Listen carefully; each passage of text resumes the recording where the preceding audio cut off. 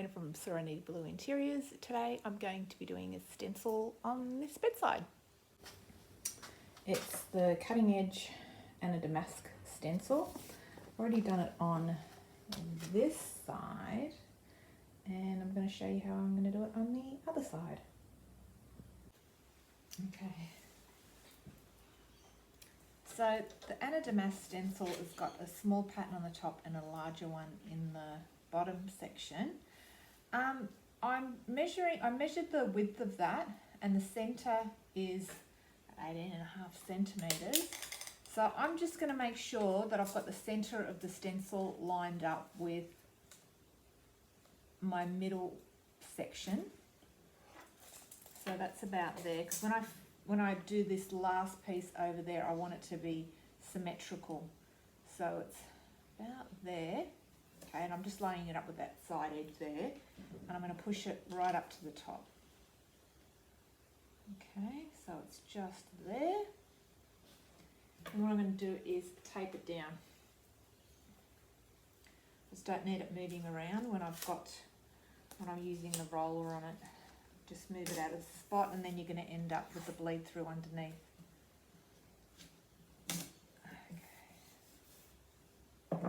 It's just lifting a bit because I used it yesterday, so I've got to just press down when I use the roller in that section. So I've got a small 5mm nap roller and my brush. I'm only using a small paint tin today. It's just the colour is by Porter's paint and it's a grey. It's eggshell finish. It's called Squid Ink, so it's like a really dark grey, so it'll look nice against the black. So what I want to do is I'm just going to put a little bit on my brush.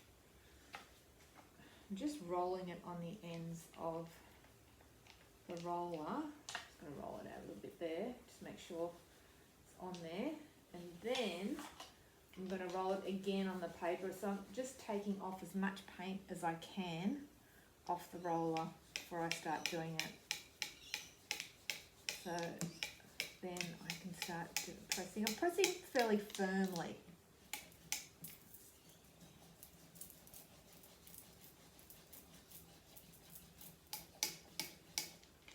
And just go along that side so I can get that one bit of pattern through.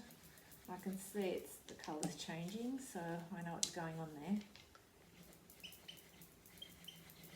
And I don't mind it getting these bits because this will move down and I'll have to line up the pattern anyway. So I want to get these little bits. If I didn't, I would actually take that off. Okay, so again, get the brush, just a tiny bit on the brush. I just put it on like that, so I'm just using very minimal amount. And then give it another roll on the paper. And then this time I'm just going to press down on that because when I cleaned it yesterday, it bent a little bit, so I don't want to get the bleed through there. So I'll just hold it down with my finger as much as I can. I'll keep going around. I'm applying fairly firm pressure, so because there's not much on the roller. So it's almost like a stamping, you know, like you're just pressing to get it all down. Stenciling's not my most favourite thing to do because I've messed it up so many times. But, okay. Again, I'll just work around that bit that's lifting. So I'll just hold it down, don't mind getting a bit of paint on my finger. It's just wood-based paint, will wash off. Move my finger out and go around.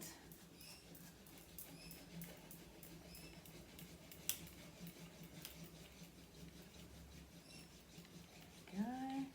And then, because I'm going to be wanting that bit on that side. So, tiny bit more just to finish that bit off. And we'll see it lift up.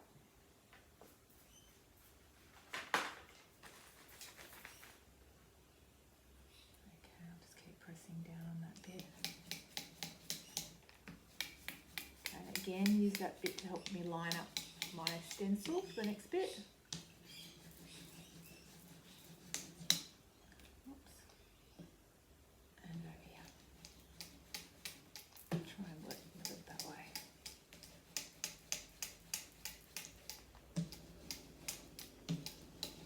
So even if it's just you've missed little bits or it's lighter in different bits, I would rather that and then do it again when it's dry than have the bleed through, which I've done lots of times. So let's have a look and lift that up. Hey, not too bad. So I smudged some bits there, but that's okay. I'll just get a wet wipe and clean that off now, just so it doesn't mark.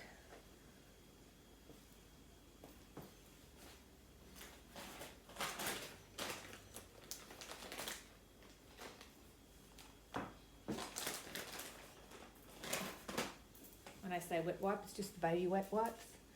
Just clean that off and dry it off.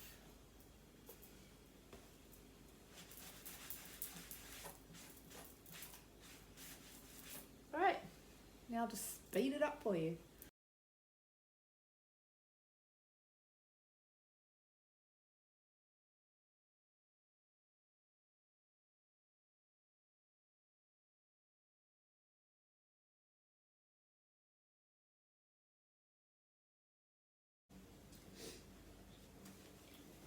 Now I've done those two pieces, but I want to put it over on this side, but I don't want this large section being in it, so I'm going to have to take that part off it. So I'm just going to put it down, just make sure I get the bits that I do want in there, not the bits that I don't. So I'm just doing this so it's just easier to do it with the roller. Otherwise, you're sort of having to work around it and it's a little bit hard, like you don't.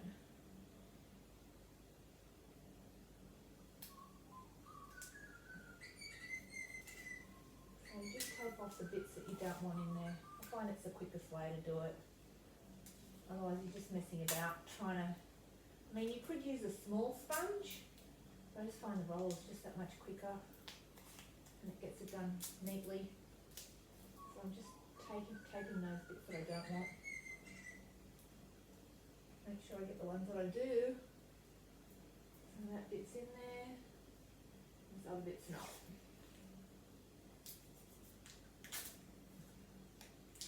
It'll also help hold it down anyway.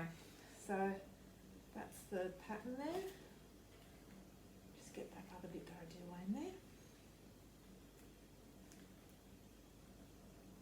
Okay, yep.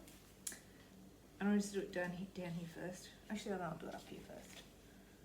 So it goes up there. So we're matching up that one bit that we did there with the pattern. So that's there. You can hold it down, stick it down so it won't move. And it'll match up nicely. So it's already matching up there, which is good. Just move it over a bit. There we go, spot on. Okay. Again.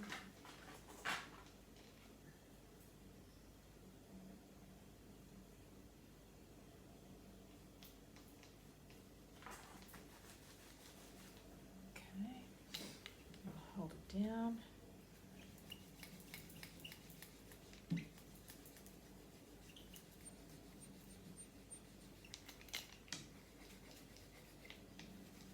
See, that way if you go over the tape, it's that much easier. You don't have to try and avoid the other bits because there's no way to do it without using either a blotting brush.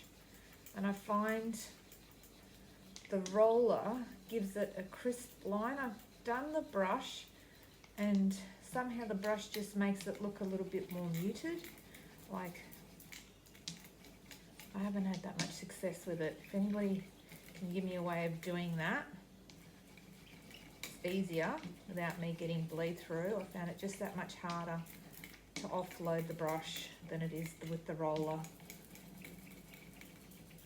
I'd always overdo it and then have to do it all again. It's really annoying. Okay, just make sure I get into there.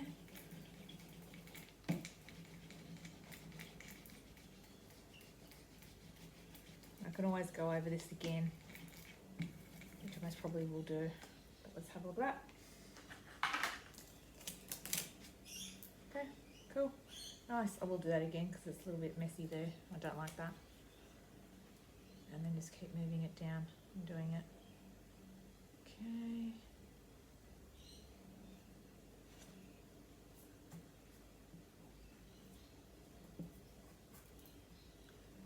Okay, great. I'm going to clean that off before it gets too dry.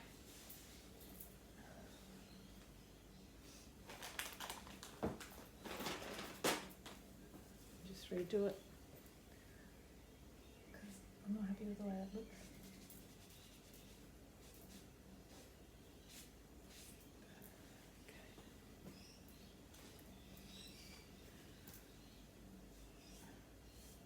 At least it wasn't the whole thing, but these things happen. You can do it too, not properly. Alright, I'll speed up the next bit.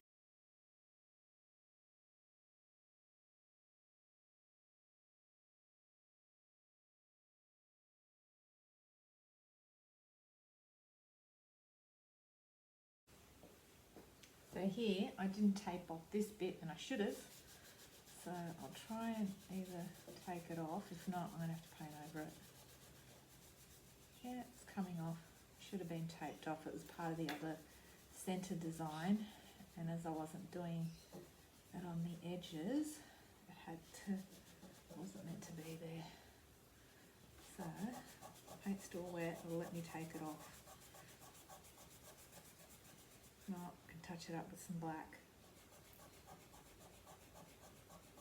So far it looks like it's alright. Wasn't too late. I've done enough of these mistakes to know that you can fix them up. It's all good. There you go. A little bit around there. So I am just going to go over some of the bits that I've missed, just so it looks a little bit darker. Like I like a little bit darker down here. You know, if you want a faded design, you don't have to go around and go over it and over it again. You can make it look like a faded design and that's all good, but I just want it to look like some nice clean lines. I'm nearly there, so I'll just do these last two bits. I'll show you the finished result.